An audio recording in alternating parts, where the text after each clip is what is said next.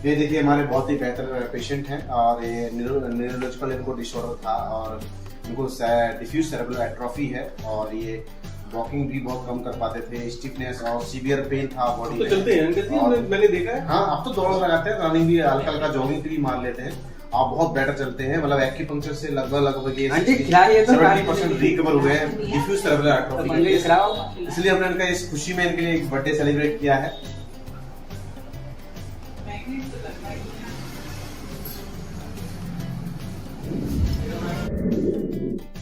और हम यहाँ पर हार्ट के वॉल्व का पेशेंट का ट्रीटमेंट करते हैं, उसको किडनी का ट्रीटमेंट देते हैं एनर्जी लेवल पर, जो कि अल्ट्रासाउंड पैथोलॉजी और रेडियोलॉजी कराएंगे तो कुछ भी नहीं आएगा किडनी का, बट उसको बैक पेन होगा, उसकी बॉडी में डिहाइड्रेशन होगा, उसके ड्राई माउथ उसको फील होगा, उसको एंजाइटी उसको फील होगा। This is indication of the dehydration of the body. और ये सब कुछ किडनी का ट्रीटमेंट देने से हार्ट के वॉल्व ठीक होते हैं। ये सर इतना बड़ा मेरिकल पावर एक्यूपंक्चर के साथ मिलेगा, उसका कारण है क्योंकि यहाँ से हार्ट का एनर्जी चैनल आता है और वो यहीं पर एंड हो रहा है। उसी जिस प्रकार कि जब किसी पाइप में पानी का प्रेशर अगर ज्यादा बढ़ रहा है तो हम उसके एंड वाले पॉइंट को खोल देंगे, उसका प्रेशर नॉर्मल हो जाएगा, क्योंकि जो ब्लॉकेज है वो आउट हो जाएगी। जो एनर्जी स्टैग्नेंट थी, हमने अभी कहा था जो ट्रैफिक वाली बात की थी, वो हम ब्लीड करने से आउटलेट एनर्जी हो जाएगी तो रिलीज हो जाएगा, तो पेशेंट इज नॉर्मल। एक बार स्किन की प्रॉब्लम सॉल्व होती है। हमारे पास सोराइसिस के केसेस भी है, मैं आपको व्हाट्सएप पे वीडियो इसकी पिक्चर भी शेयर कर सकता हूं बिफोर आफ्टर, कि आदमी को पूरी बॉडी में सोराइसिस हो सकता है, उसका हमने स्किन का कोई प्रॉब्लम सॉल्व नहीं किया है, स्किन को टच भी नहीं किया, हमने लंग्स का ट्रीटमेंट दिया, स्किन का प्रॉब्लम सॉर्ट आउट हो गया। कहां है सर, आज के भागदौड़ बड़ी जिंदगी में हर व्यक्ति समझने को तैयार नहीं है, शॉर्टकट के लिए रेडी खड़ा हुआ है, सर कुछ शॉर्टकट कर दीजिए। और जब कोई भी बीमारी जब शॉर्टकट में आती नहीं है तो शॉर्टकट ट्रीटमेंट कैसे पॉसिबल? आज के समय हर व्यक्ति किसी न किसी बीमारी से, किसी न किसी उलझन से, किसी न किसी शारीरिक तकलीफ से गुजर रहा है। उसका इलाज कैसे किया जाए इसी सोच में रहता है, अपने शरीर को तंदुरुस्त कैसे रखा जाए इसी प्रयास में रहता है। लेकिन ज़रूरी नहीं कि सबको एक सही दिशा और सही तरीका मिल जाए। अगर आप भी ऐसे ही कोई चैलेंज फेस कर रहे हैं तो ये वीडियो आपके बहुत काम आने वाला है। नमस्ते दोस्तों, आपका फिर से स्वागत है लाइफ आजकल के नए एपिसोड में। मेरा नाम है तरुण। आज हम चर्चा करने वाले हैं एक्यूपंक्चर के ऊपर। आज हम बात करने वाले हैं डॉक्टर दीपक राज से। वो हमारे साथ जुड़ने वाले हैं झांसी उत्तर प्रदेश से। वो एक एक्यूपंक्चर एक्सपर्ट हैं। सच बताऊं तो मुझे इसके बारे में ज़्यादा पता नहीं है। तो आज एक्यूपंक्चर एक्चुअली होता क्या है, ये टेक्निक क्या है और ये किस तरह से हमारी बीमारियों का इलाज करता है, हमारे शरीर को बीमारियों से लड़ने के लिए तैयार करता है, यही सारी जानकारी लेंगे। तो आइए अपनी चर्चा शुरू करते हैं दीपक जी के साथ। Hello Deepak sir ji, thank you for joining this call, appreciate it. Okay, मुझे सच में बहुत खुशी है कि आप मेरे साथ इस कॉल पर जुड़ रहे हैं और आप मुझे ये मौका दे रहे हैं कि मैं आपसे जान सकूं एक्यूप्रेशर के बारे में। एक्यूप्रेशर कहते हैं, एक्यूपंक्चर कहते हैं, वो आप ही बताएंगे क्योंकि मुझे ज़्यादा पता नहीं है। तो इससे पहले कि हम अपनी चर्चा शुरू करें, आपसे अनुरोध करूंगा कि थोड़ा सा परिचय दें अपना और फिर हम ये सिलसिला शुरू करते हैं। मैं डॉक्टर दीपक राज फ्रॉम झांसी उत्तर प्रदेश और मैं 10-12 साल से एक्यूपंक्चर प्रैक्टिस करते हैं। और एक्यूपंक्चर जो कि बिल्कुल प्राकृतिक चिकित्सा है और ये गंभीर से गंभीर बीमारियों में एक एलिमेंट बेस्ड थ्योरी है। जैसे हम 5 एलिमेंट थ्योरी से जैसे हमारा बॉडी बना है, पूरे यूनिवर्स बना है, उस थ्योरी के कॉन्सेप्ट पर ये एक्यूपंक्चर सिद्धांत हमारा काम करता है। ओके, तो ये एक्चुअली होता क्या है, ये पद्धति क्या है, ये कौन सी टेक्निक है? जी, ये एक ईश्वर द्वारा प्रमाणित और ईश्वर द्वारा बनाई हुई प्राकृतिक चिकित्सा है। जैसे कि मैं और आप एक बात कर रहे हैं, एक विचार कर रहे हैं और मेरे विचार आप सुन रहे हैं, यानी कहीं ना कहीं आपकी बॉडी को, ब्रेन को पंक्चर कर रहे हैं, यानी इंफॉर्मेशन एंटर कर रहे हैं आपके ब्रेन में और आपके दिमाग में कुछ ना कुछ एनालिसिस हो रहा है, रिएक्शंस हो रहा है। ऐसे ही सेम हमारी बॉडी के अंदर एक्यूपंक्चर कुछ पॉइंट्स हैं, बिंदु है, होल्स हैं, उनके अंदर 5 एलिमेंट एंटर करते हैं, पैथोजेंस एंटर करते हैं, जो रोग कारक भी हैं वो भी एंटर करते हैं, और जो रोग को क्योर करते हैं वो भी एंटर करते हैं, और बॉडी में होमोस्टेसिस बनाने का काम करते हैं। यही सिद्धांत, यही कॉन्सेप्ट एक्यूपंक्चर कहलाता है।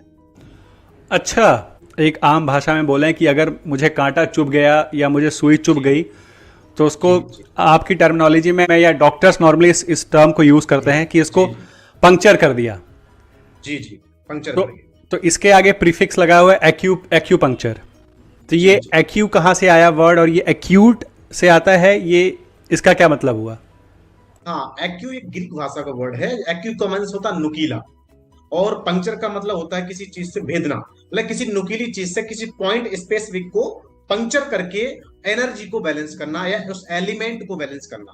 फॉर एग्जाम्पल, आपकी बॉडी में बहुत ज्यादा अग्नि हो जाती है, हीट हो जाती है, तो हीट के लिए कुछ एक 5 एलिमेंट थ्योरी का कॉन्सेप्ट होता है। उसमें जो फायर वाला पॉइंट होगा, हीट वाला पॉइंट होगा, उस पॉइंट को विशेष को पंक्चर करके उससे हीट को ड्रेन आउट करते हैं और बॉडी रीस्टेब्लिश हो जाती है। उसी को मॉडर्न साइंस में इन्फेक्शन कहते हैं। ओह वाह। सो ये आज के टाइम पे, इस समय पे जो हम एलोपैथी का ज़माना है, विज्ञान की बात करते हैं, तो ये सारा ये भी विज्ञान पे ही आधारित है, ये जो टेक्निक है। एक्यूपंक्चर आज की विज्ञान नहीं है। हमने कहा आपके शरीर में जो एक्यूपंक्चर पॉइंट्स हैं, क्या डॉक्टर दीपक राज ने आपके लगाए हैं या किसी साइंस ने आप में इम्प्लांट किए हैं? नहीं, ये तब से ही बने जब से मानव शरीर की रचना हुई है, जब से दुनिया बनी है। ये ऐसा कह सकते हैं, इसको आयुर्वेद में ऐसा कहा गया है कि यथा ब्रह्मांडे तथा पिंडे, मतलब जैसा ब्रह्मांड आप देख रहे हैं, स्वयं बॉडी अपने आप में एक ब्रह्मांड है, और एक ह्यूमन बॉडी एक पूरी यूनिवर्स के अंदर एक सेल का काम कर रहा है। अब एक सेल का काम क्या क्या होता है, रेस्पिरेशन, एक्सक्रीशन, जो भी आप फिजियोलॉजिस्ट की समझते हैं, उसी प्रकार से हमारी बॉडी के अंदर एक्यूपंक्चर काम कर रहा है। और हमारे बॉडी में ये पॉइंट्स हैं, पूरे शरीर में ये पॉइंट्स हैं। बिल्कुल है। और इसका प्रमाण, इसका देखिए, जिस प्रकार से हम किसी प्रकार से हम आत्मा का प्रमाण नहीं दे सकते हैं, बट रियलाइज है कि हम और आप बात कर रहे हैं, उसी प्रकार से एनर्जी सिस्टम जो हमारे अंदर कर रहा है, वो एक्यूपंक्चर चैनल्स के माध्यम से हमारी बॉडी को लाइव कर रहा है। दूसरा, हमारे और जो प्रकृति में जो सूर्य, अग्नि है, वायु है, जल है, पृथ्वी है, ये कहीं ना कहीं ये तत्व जो है, एलिमेंट्स हैं, हमारी बॉडी के अंदर भी हैं। टेम्परेचर है, pH level of the blood है, सब कुछ है। तो ये हमारे एक्यूपंक्चर पॉइंट के माध्यम से हमारे और प्रकृति के बीच में बैलेंस बनाने का काम करता है। इसलिए एक्यूपंक्चर सिस्टम जो है, किसी भी पैथी, किसी बीमारी को खत्म नहीं करता है, बट बॉडी को उस बीमारी से फाइट करने की होमोस्टेसिस यानी उसकी कैपेसिटी बढ़ा देता है। ये इसका मेन कॉन्सेप्ट है। ये बड़ी शानदार बात बोली आपने, क्योंकि जहां तक मैं समझता था, मुझे लगता था कि ये बीमारी का इलाज करता है, लेकिन आपने एक बड़ी शानदार बात बोली यहाँ पे कि बीमारी का इलाज नहीं करता है, बल्कि शरीर को इतना मजबूत बना देता है कि वो बीमारियों से लड़ सकते हैं। बिल्कुल बिल्कुल। इसी को मॉडर्न साइंस ने, इसी में मॉडर्न साइंस ने इम्यूनिटी सिस्टम कहा है। इम्यूनिटी सिस्टम, हाँ जी बिल्कुल, इम्यूनिटी स्ट्रांग कर देता है हमारी। जी जी जी। दीपक सर, आपको कितना समय हो गया ये प्रैक्टिस करते हुए? हमको 12 साल का एक्सपीरियंस हो गया है, और मास्टर डिग्री इन एक्यूपंक्चर, और काफी कुछ हमने इस पर रिसर्च किए हैं 12 साल के अंदर।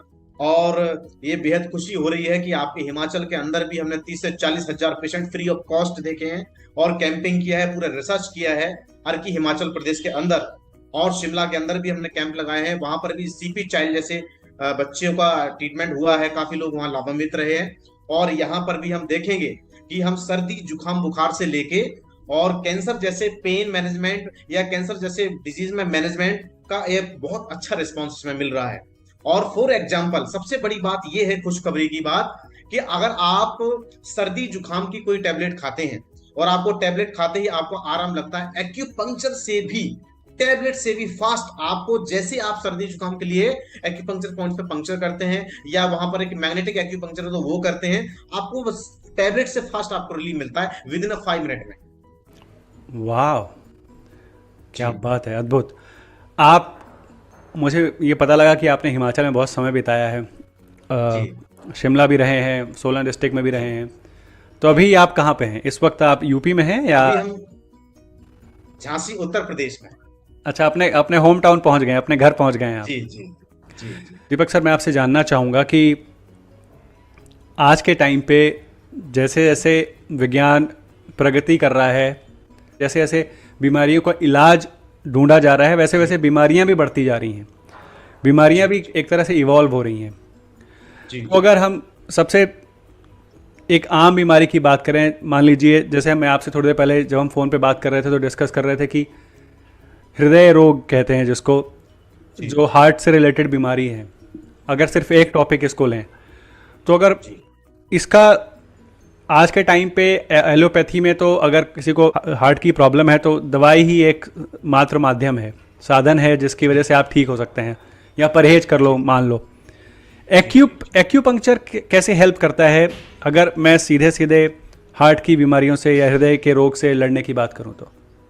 ओके तरुण जी, बहुत बहुत धन्यवाद आपका कि आपने बहुत अच्छा प्रश्न खड़ा किया है, क्योंकि इस समय हमारे देश में सबसे ज्यादा हृदय घात से युवा हमारे पीड़ित हैं।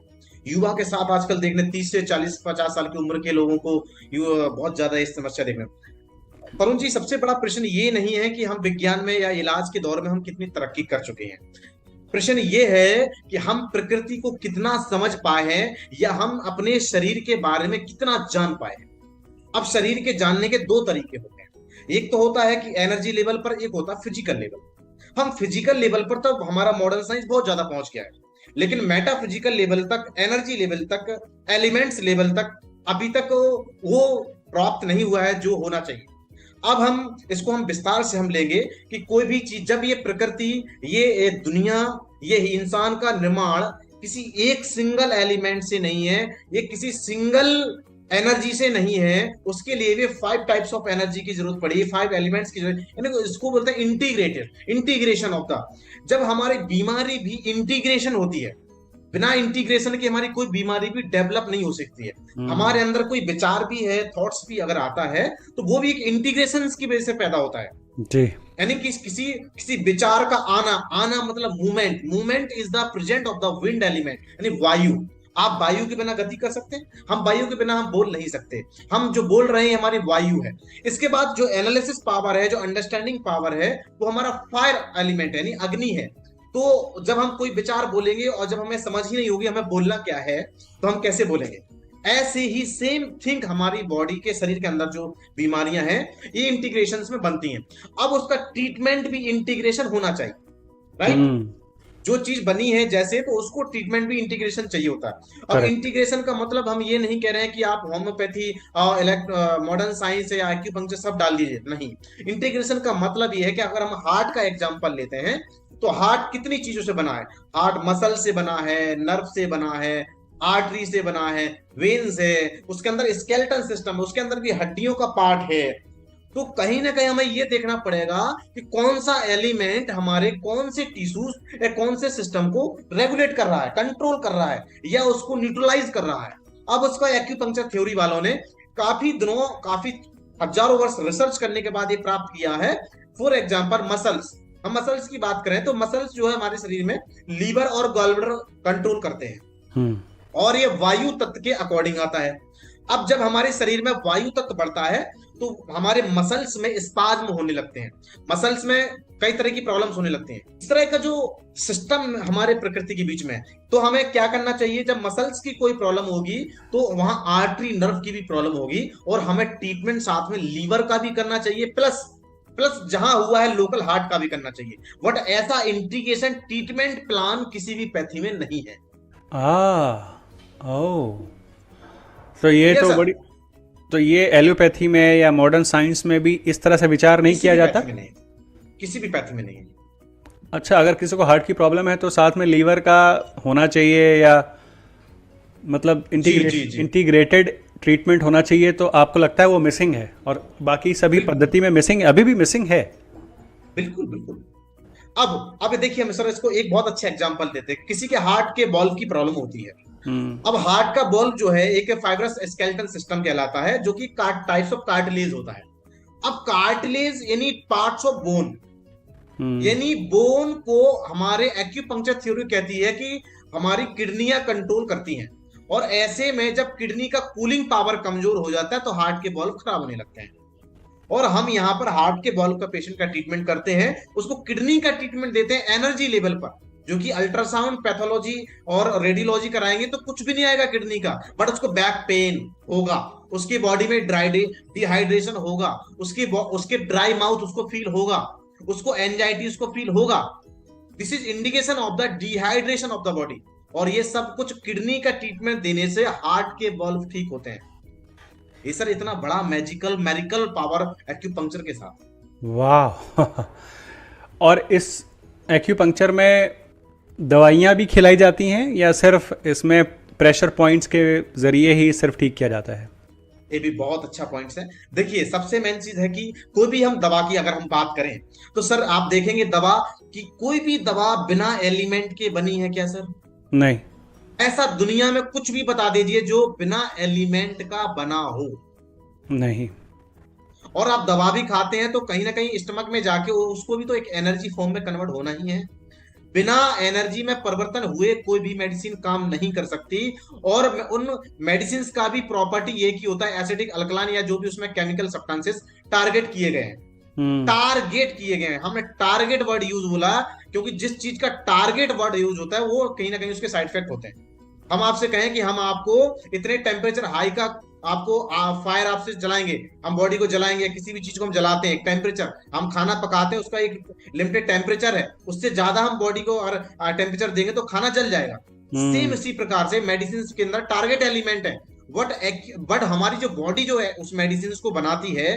जो एक्यूपंक्चर उस मेडिसिन के फॉर्म में जो एलिमेंट को रिसीव करते हैं वो एनर्जी फॉर्म में रिसीव करके ये खुद ही मेडिसिन बनाते हैं।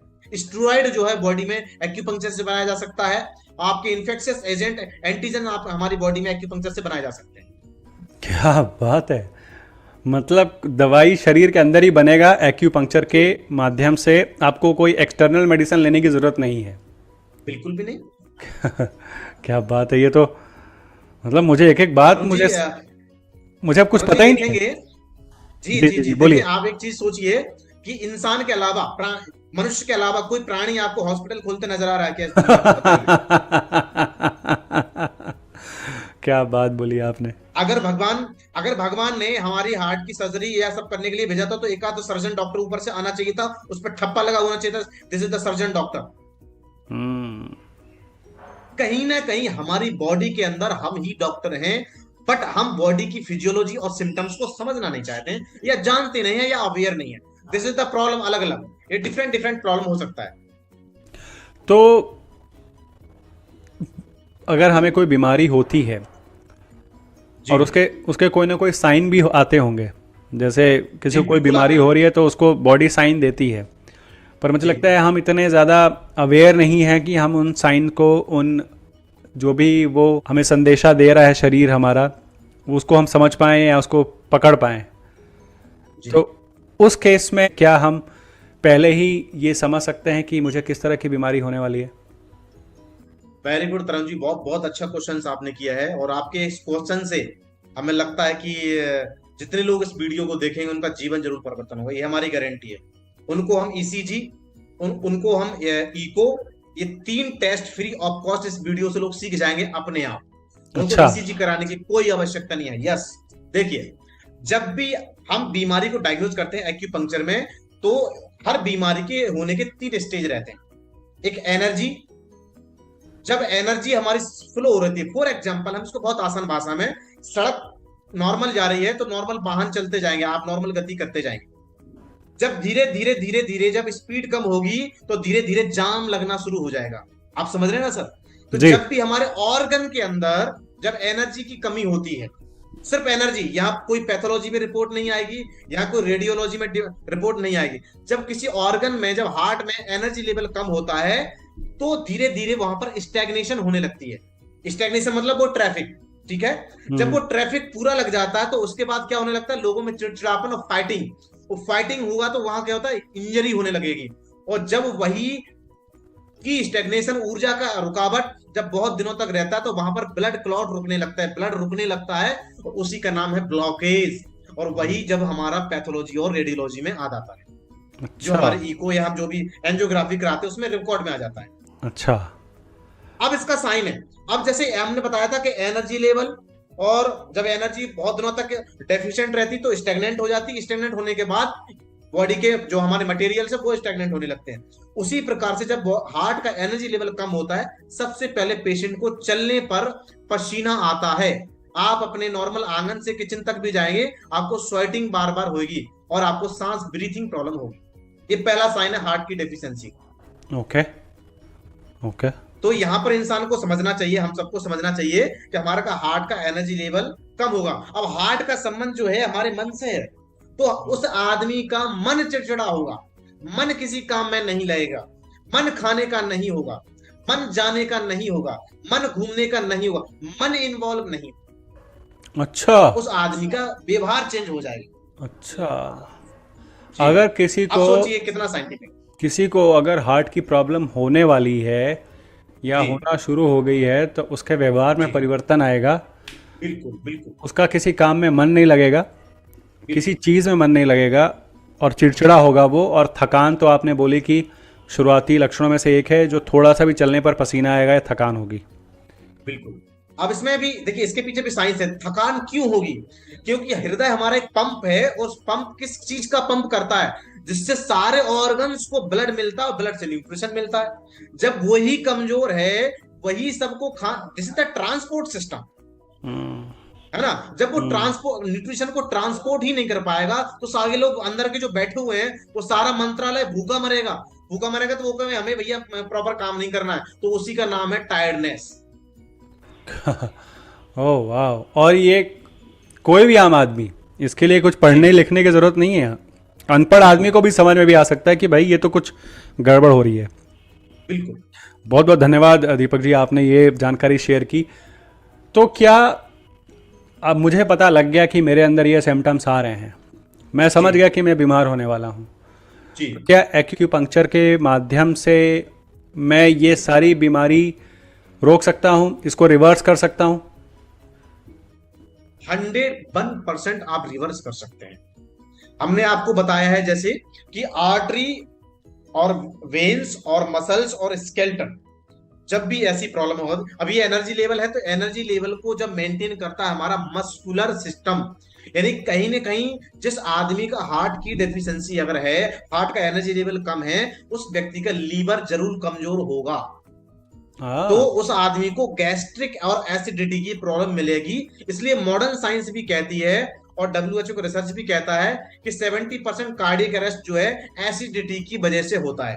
दूसरा, इसका एक और साइंटिफिक हम देखते हैं कि जैसे जिस प्रकार से हम देखेंगे, ये हमारा यहाँ पर स्टमक लगा हुआ है, राइट, ये हमारा स्टमक लगा हुआ है, और स्टमक के अंदर आयुर्वेद में इसको जठराग्नि बोलते हैं जी। और जहां पर एक और अग्नि लगी हुई, जब ये अग्नि जरूरत से ज्यादा हो जाती है, जिस प्रकार से हमारे किचन का चूल्हे की आग ज्यादा लो मारती है, तो पूरा छत काला हो जाता है और पूरा छत का एनवायरनमेंट चेंज हो जाता है। जब यहां पर गर्मी बढ़ती है तो हमारे हार्ट के अंदर एसिडिटी बनने लगती है और वो हमारे हार्ट के मसल्स को वीक करती है और हमारे आर्टरी को वीक करती है और वहां पर एसिड रिलीज करती है, जो एसिड हीट की वजह से गाढ़ा हो जाता है, जिसकी वजह से छोटे छोटे ब्लॉकेज बनने लगते हैं। अब सोचिए, स्टमक हीट यानी एसिडिटी से हार्ट अटैक। मतलब हम बात कर रहे हैं हार्ट की, लेकिन इसमें अब एसिडिटी भी आ गई जी, और इसमें हम लीवर और किडनी को तो पहले ही जोड़ चुके हैं कि उन पर भी असर होता है। तो वही आपने ऐसे बोला, इंटीग्रेटेड है सारा ये सिस्टम। जी जी। तो दीपक जी, आपने इतना तो बता दिया कि सिम्टम्स क्या हैं, साइन क्या हैं, उनको पकड़ा कैसे जाए। अब थोड़ा सा ये भी बता दीजिए अगर मेरे दर्शकों को, कि किसी को समझ में आ गया कि हाँ मुझे हार्ट की प्रॉब्लम होने वाली है, या मुझे गैस हो रही है, या एसिडिटी हो रही है, तो मैं कौन कौन से पॉइंट्स हैं जिनको मैं इमीडिएटली उस पर काम करके, उनको दबा के अपने शरीर पे, अपने हाथों में जहाँ पे भी वो पॉइंट्स हैं उनको दबा कर एक्यूपंक्चर अप्लाई करके मैं ठीक हो सकूं या ठीक होने की दिशा में बढ़ सकूं?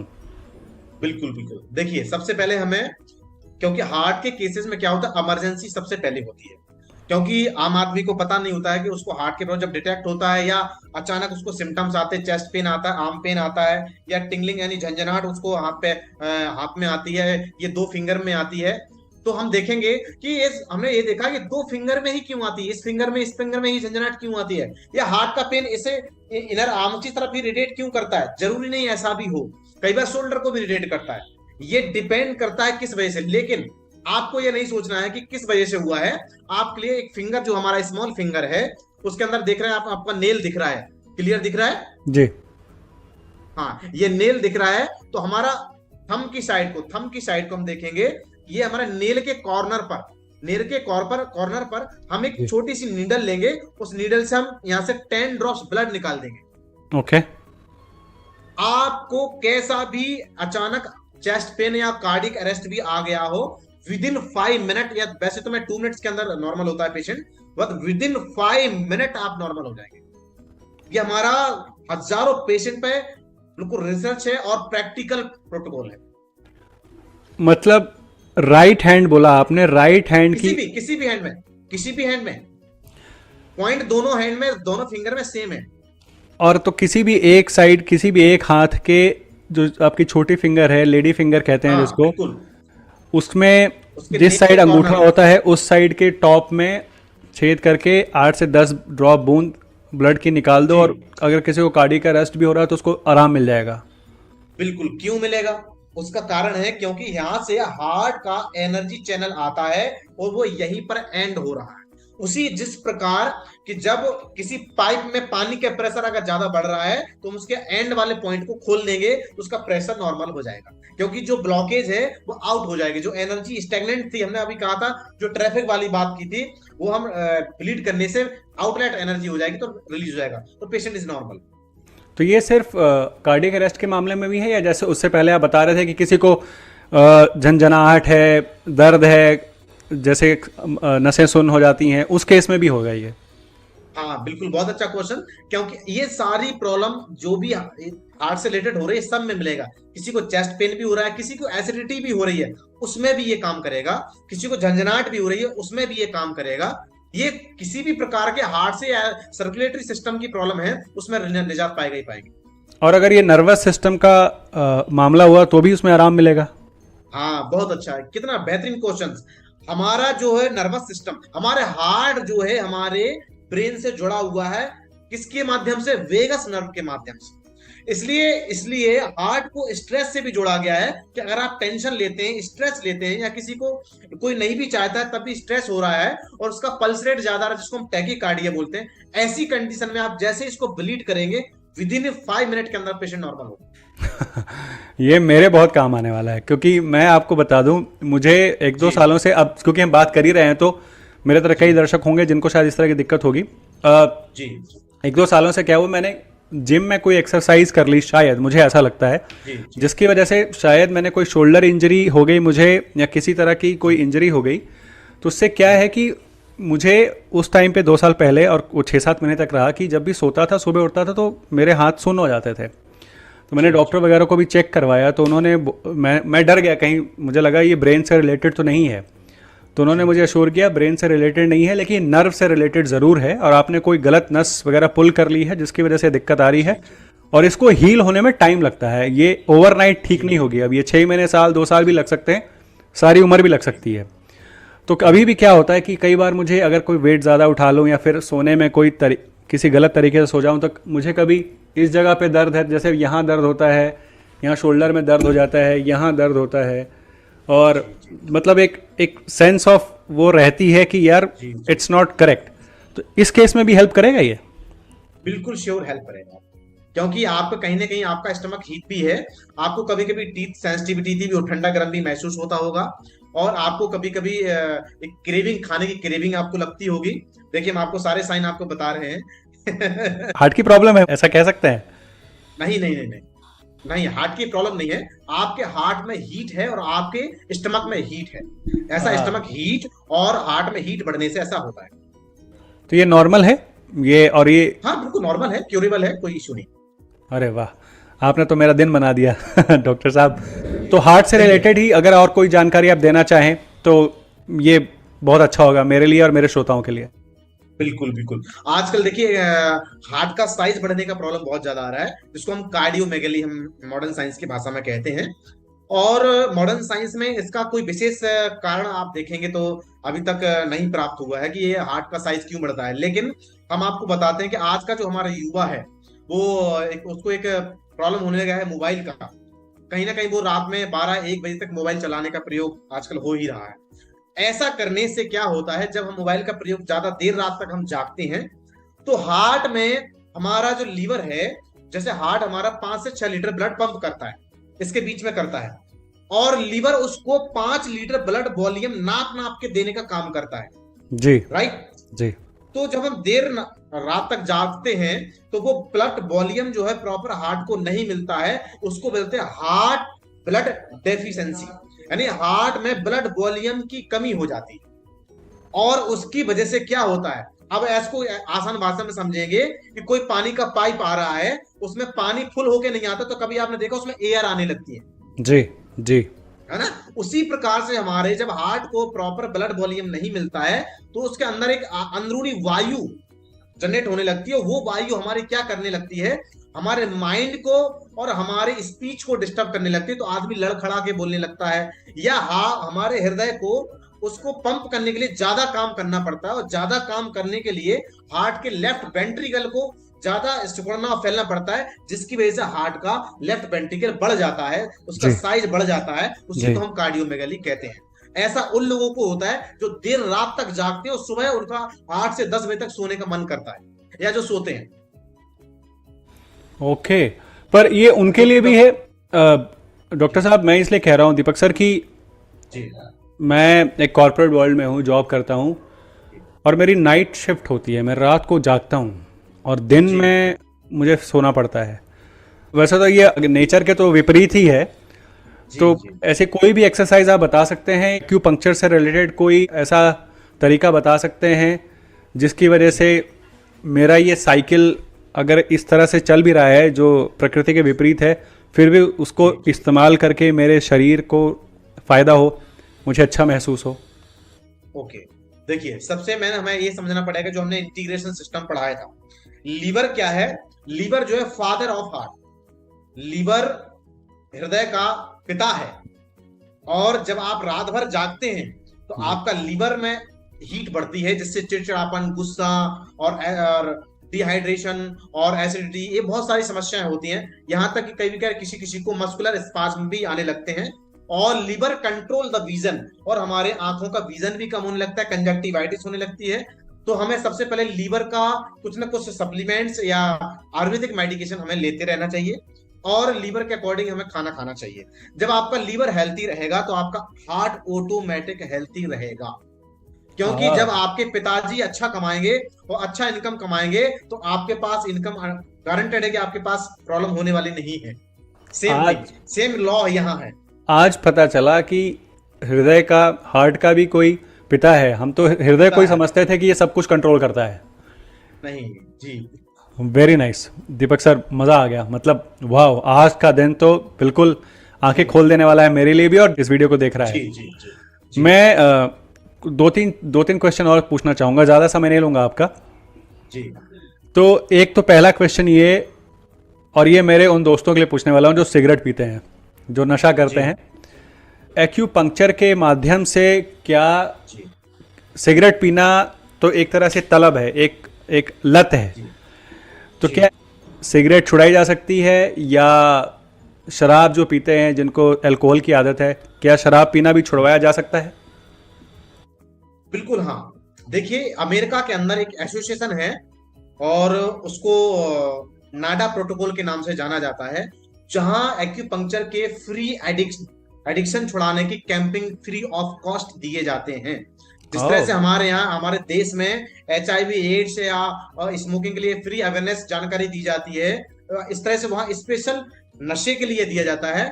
उसको हम बोलते हैं एक्यूपंक्चर में year acupuncture, auricular acupuncture. Year acupuncture के अंदर कुछ ब्रेन से रिलेटेड और हार्मोन से रिलेटेड कुछ पॉइंट्स को प्रिक किया जाता है और पंक्चर किया जाता है, और 100% हम नशे से छुटकारा पाते हैं, और पा भी सकते हैं, और पाते भी हैं बहुत सारे लोग। उसको अब नाडा प्रोटोकॉल कहते हैं। लेकिन ये किसी अच्छे एक्यूपंक्चर डॉक्टर से, जो क्वालिफाइड बेस्ट एक्यूपंक्चर डॉक्टर है, उससे आप प्रैक्टिस में ट्रीटमेंट लेंगे तो 100% पॉसिबल है। मतलब ये जैसे कि वो ब्लड ड्रॉप निकालने वाला, जैसे ये खुद भी कर सकता है आदमी, लेकिन ये जो आप बता रहे हो नशा छुड़वाने के लिए आपको किसी प्रोफेशनल से ही सहायता लेनी पड़ेगी। जी जी जी। देखिए एक्यूपंक्चर डॉक्टर्स के बारे में भी लोगों की गलत गलत भ्रांतियां भी हैं, लेकिन एक्यूपंक्चर इतना इजी कॉन्सेप्ट नहीं है ट्रीटमेंट वाइज में हाँ। कि आपको यहाँ पर आप जनरल मेंटेनेंस कर सकते हैं। हमने आपको जो पॉइंट्स बताए हैं, आप इमरजेंसी बचाव कर सकते हैं, आप अपनी बीमारी को क्योर नहीं कर सकते हैं। इसके लिए आपको स्पेशल विशेष एक्यूपंक्चर विशेषज्ञ से मिलना ही पड़ेगा। और आज हमारे दौर में बड़ा सौभाग्य की बात है कि भारत के अंदर भी बहुत अच्छे अच्छे एक्यूपंक्चर विशेषज्ञ डॉक्टर आपको अवेलेबल मिलने लगे हैं। नहीं तो अब पहले लोगों को चाइना अदर कंट्रीज में जाना पड़ता था।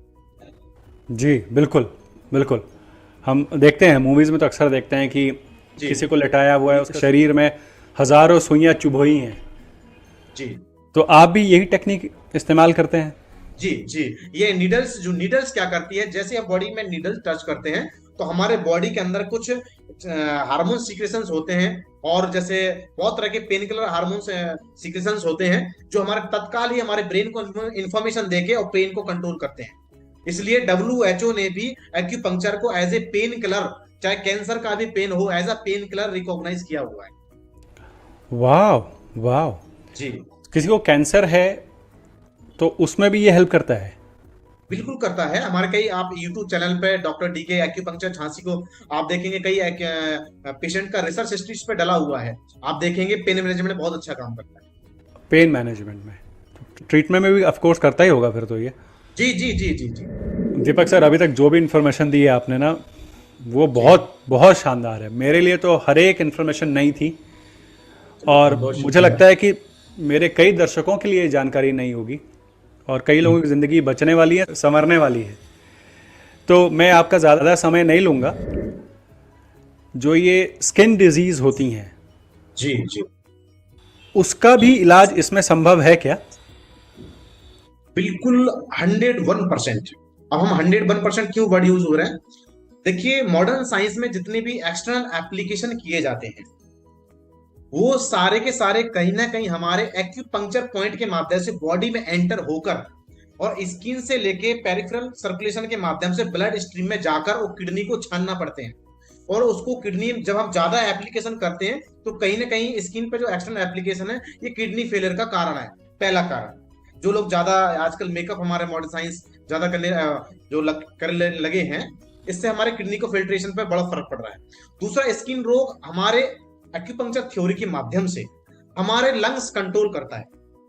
अब देखिए, आप एक चीज को सोचकर देखिए कि जब हमारे शरीर पर जब कोई बाहरी कोल्ड और वायु का आक्रमण होता है, फॉर एग्जाम्पल वो वायु का और कोल्ड का आक्रमण होता है, हम शिमला घूमने गए और हमें बर्फ में घूमने गए, हमें सर्दी लग गई और सर्दी जुकाम, नोज ब्लीड, नोज से पानी आने लगा, कोल्ड हो गया, फीवर आने लगा, कहीं ना कहीं वो स्किन से एंटर हुआ। वो कहां से आ रहा है? लंग्स के अंदर से आ रहा है। इसलिए लंग्स कंट्रोल द स्किन। इसलिए लंग्स में जब हीट बढ़ती है, तो जब लंग्स में हीट बढ़ेगी तो लंग्स क्या करेगा? उस हीट को डिस्ट्रीब्यूट करके, ट्रांसफर करके और स्किन के अंदर भेज देगा। और स्किन के अंदर जब वो, स्किन में छोटे छोटे जो होल्स होते हैं वो ब्लॉक हो जाते हैं, तो वो एक स्किन में एक्जिमा के रूप में उभरने लगता है, और सोराइसिस के रूप में उभरने लगता है, एब्सेस के रूप में उभरने लगता है। इसी तरह से जब बॉडी में कोल्ड बढ़ता है तो स्किन हार्ड हो जाती है, क्योंकि कोल्ड का मतलब क्या है? बर्फ जम जाती है जी। जब स्किन के अंदर कोल्ड होगा तो बर्फ जम जाएगी, इसकी स्किन जम जाएगी, इसको बोलते हैं स्क्लेरोडर्मा।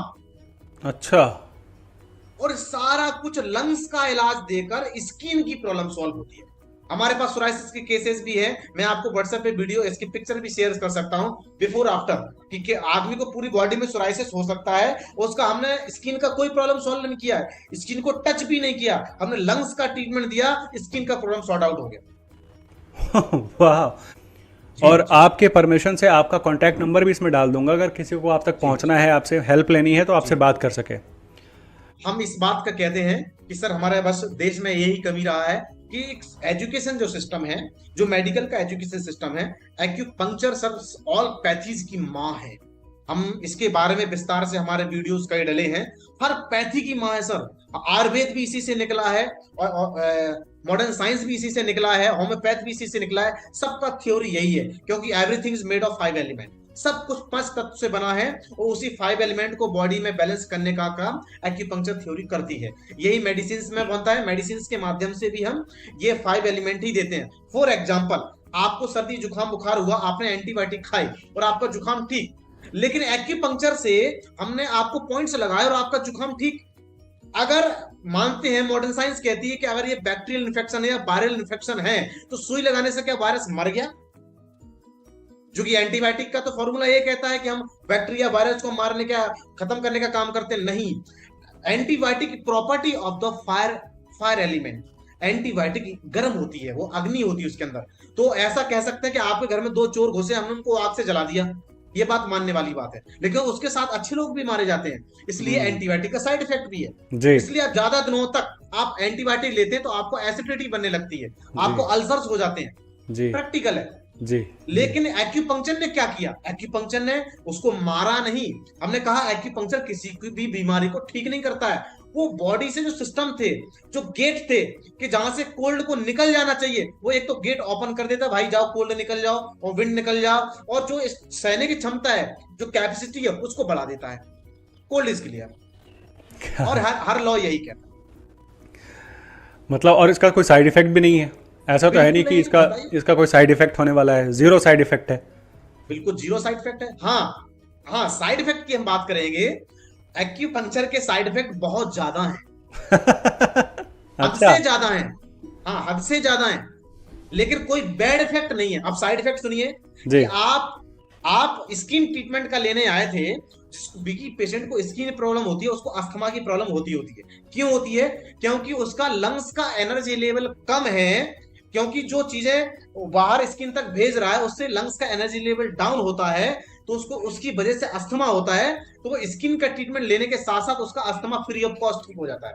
इसलिए साइड इफेक्ट है, साइड के इफेक्ट हैं, मतलब बीमारी के अलावा तो जो ठीक हो रहा है, बाकी साइड में ये भी ठीक हो जाएगा, इसलिए साइड इफेक्ट है, बट बैड इफेक्ट कोई भी नहीं।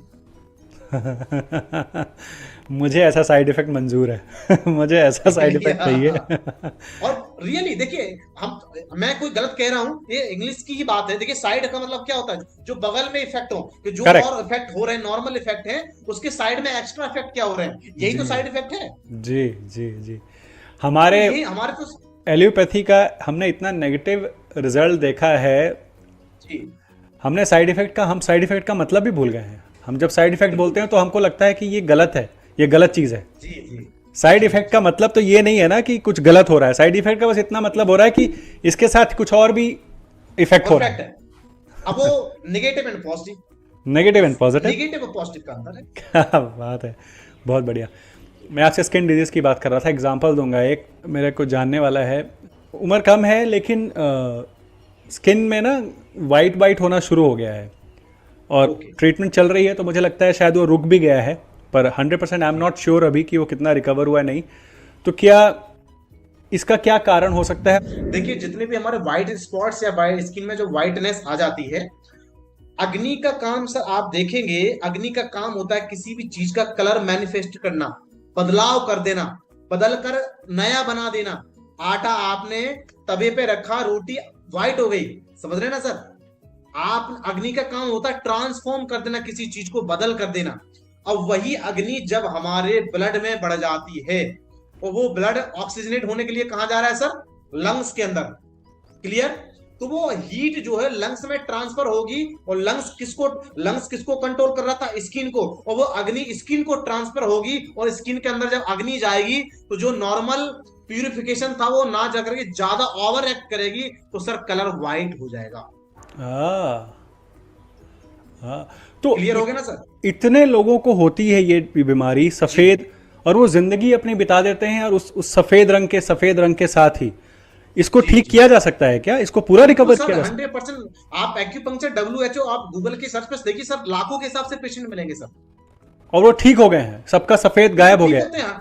बिल्कुल ठीक होते हैं, अच्छी तरह से ठीक होते हैं, इजीली ठीक होते हैं, इजीली ठीक होते हैं जी। वाह सर, इसीलिए हमने कहा सर एक्यूपंक्चर पर दिक्कत कहां है सर? आज के भागदौड़ बड़ी जिंदगी में हर व्यक्ति समझने को तैयार नहीं है, शॉर्टकट के लिए रेडी खड़ा हुआ है। सर कुछ शॉर्टकट कर दीजिए। और जब कोई भी बीमारी जब शॉर्टकट में आती नहीं है, तो शॉर्टकट ट्रीटमेंट कैसे पॉसिबल? सही, आप प्रकृति के सिद्धांत को समझिए। सही है, ट्रू। दिन और रात होने के लिए भी 12-12 घंटे लगते हैं। तो हम अपनी बॉडी में कैसे चाहते हैं कि एकदम से शॉर्टकट, और शॉर्टकट के वजह से ही हम मॉडर्न साइंस के शिकार हो रहे हैं, जो कि मॉडर्न साइंस कोई गलत नहीं है। हमारी इमरजेंसी का उससे बेस्ट कोई साथी नहीं है, एक्सीडेंटल इंजरी में उससे अच्छा कोई साथी हमारा नहीं है।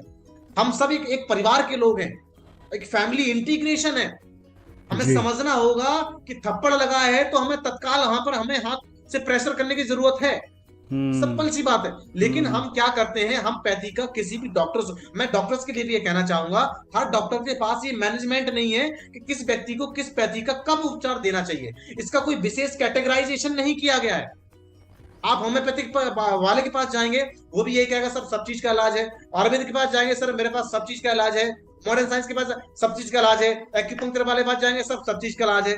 किसी डॉक्टर को अपना लिमिटेशन ही मालूम नहीं है, किसी अपनी पैथी की लिमिटेशंस को कैटेगराइज ही नहीं किया, इसलिए लोग बीमार हैं। अच्छा, और भागदौड़ भरी जिंदगी में हम सीखने को तैयार नहीं है, हमारे पास टाइम नहीं है। ये आपने बिल्कुल ठीक बोला, हमारी बहुत बड़ी गलती है। हमारे शरीर को खराब करने में हमारी ही सबसे ज्यादा गलती हमारा है। ही जी जी।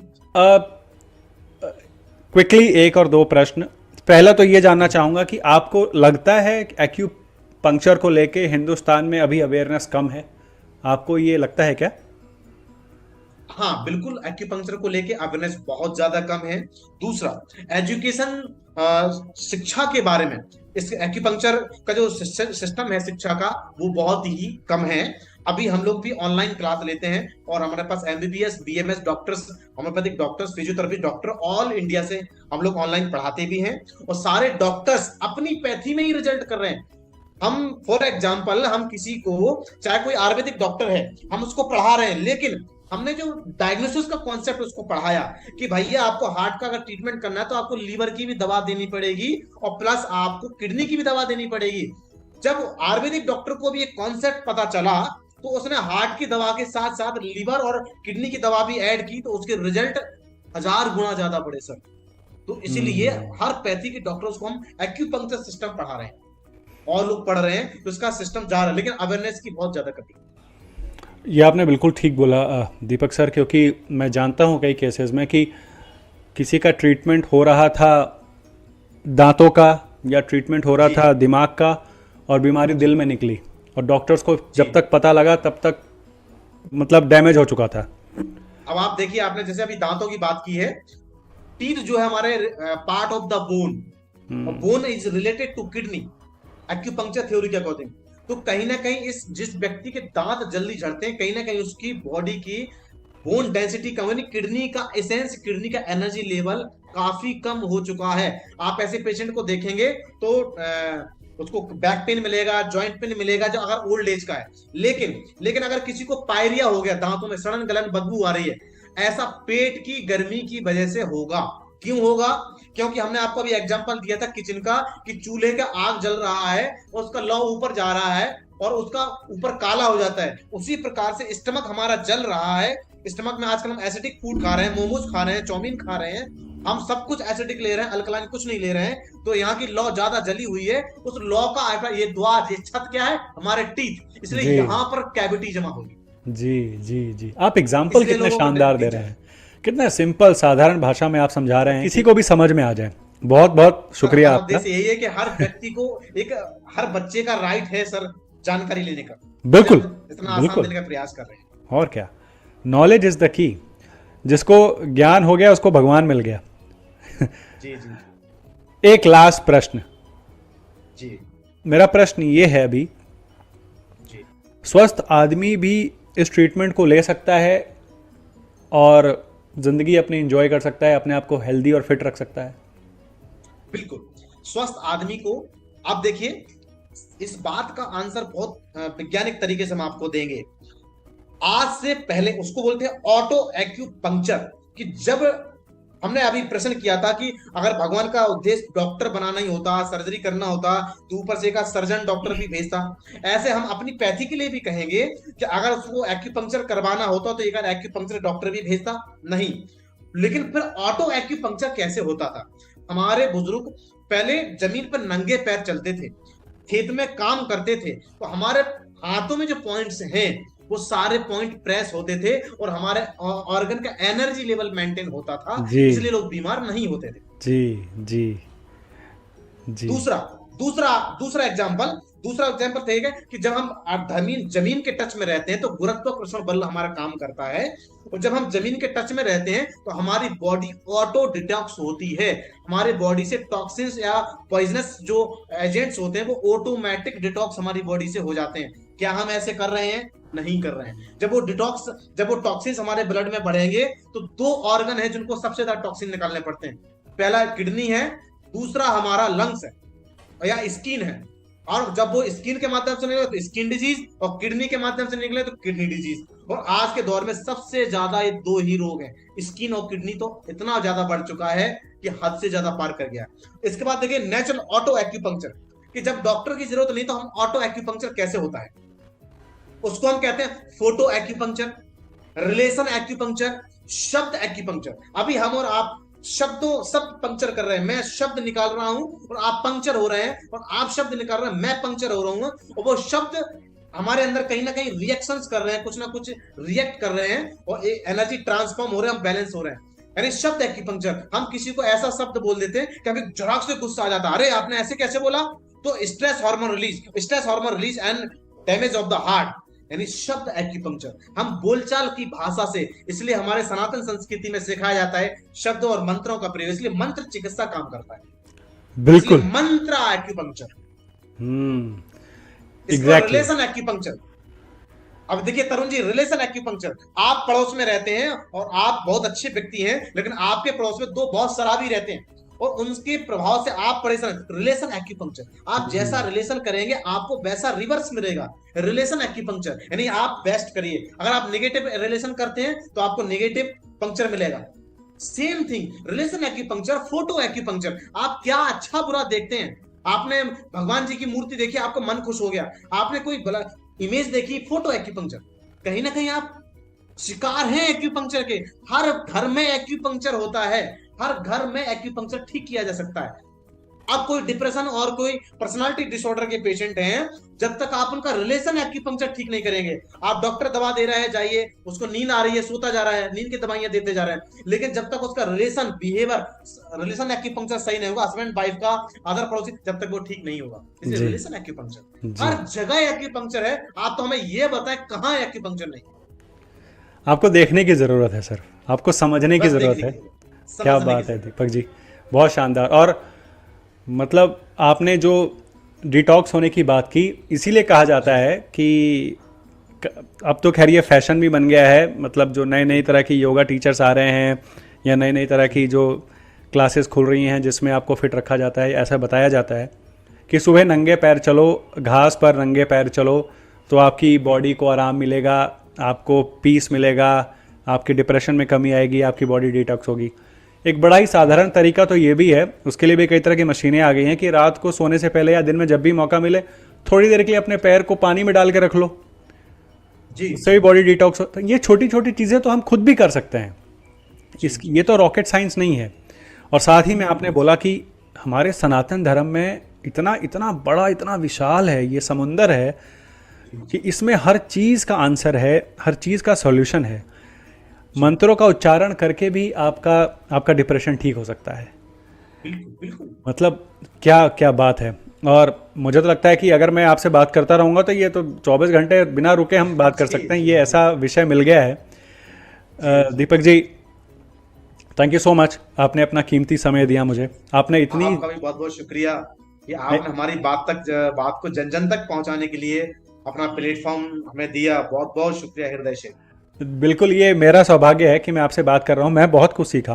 जब मैंने शुरुआती आज से 3-4 महीने पहले मैंने ये वीडियोस बनाना शुरू किया था, और मैं शुरू से ये कहता था, अब आज तो खासकर मैं ये कहूँगा कि ये वीडियो मैंने लोगों के लिए शायद ज़रूर बनाया है, लेकिन उससे पहले ये मैं अपने लिए बनाया है मैंने ये, और मुझे बहुत कुछ सीखने को मिला है। जाते जाते कोई प्यारा सा संदेश अगर आप देना चाहें हमारे दर्शकों को तो बहुत ही अच्छा होगा।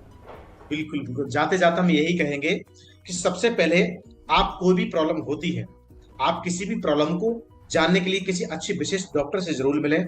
और मैं ये कहूंगा कि कहीं भी अच्छे एक्यूपंक्चर विशेषज्ञ डॉक्टर अगर आपको मिलता है तो आप उससे एक बार जरूर मिलें।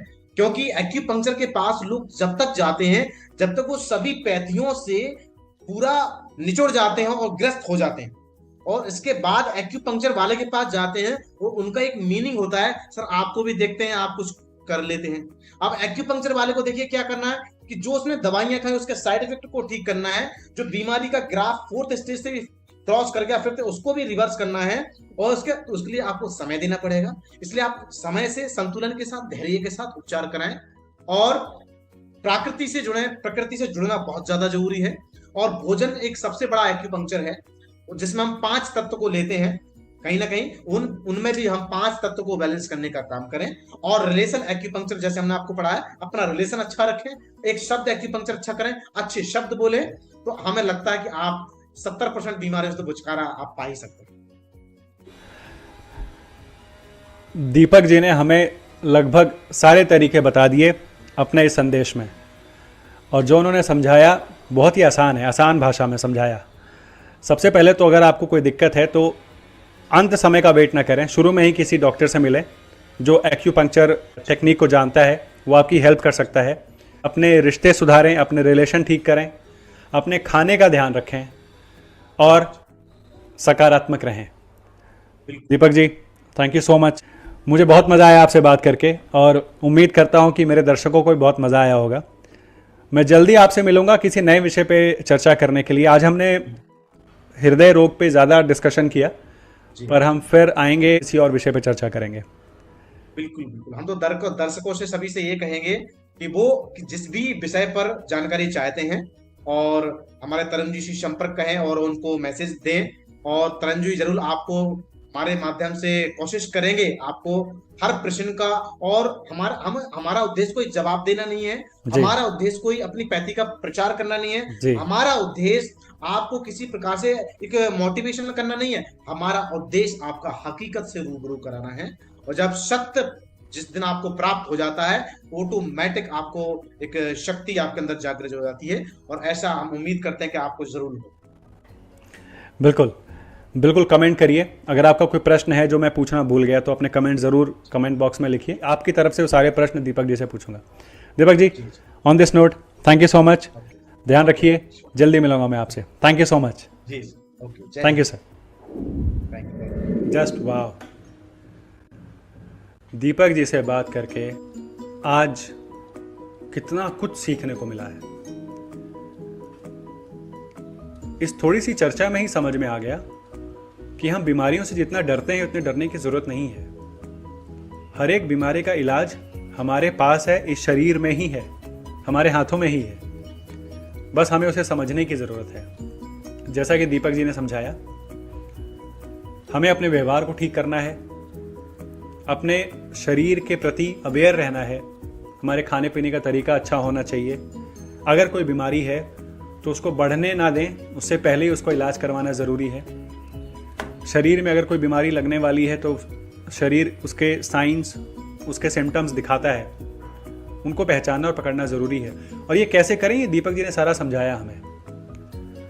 मैं उम्मीद करता हूँ आज इस वीडियो के माध्यम से आपको बहुत कुछ सीखने को मिला होगा। आपके कई प्रश्नों के उत्तर मिल गए होंगे, लेकिन अगर आपको लगता है अभी भी आपके कई प्रश्नों के उत्तर नहीं मिले हैं तो आप मुझे कमेंट बॉक्स में वो सारे प्रश्न भेजिए। मैं आपकी तरफ से ये सारे प्रश्न दीपक जी से पूछूंगा और कोशिश करूंगा उनको फिर से लेकर आऊं अपने शो में और आपकी मुलाकात उनसे फिर से करवाऊं। फिलहाल के लिए इतना ही, जल्दी आऊंगा एक नए एपिसोड में एक नई पर्सनालिटी के साथ। तब तक के लिए देखते रहिए लाइफ आजकल विद तरुण। थैंक यू, जय हिंद।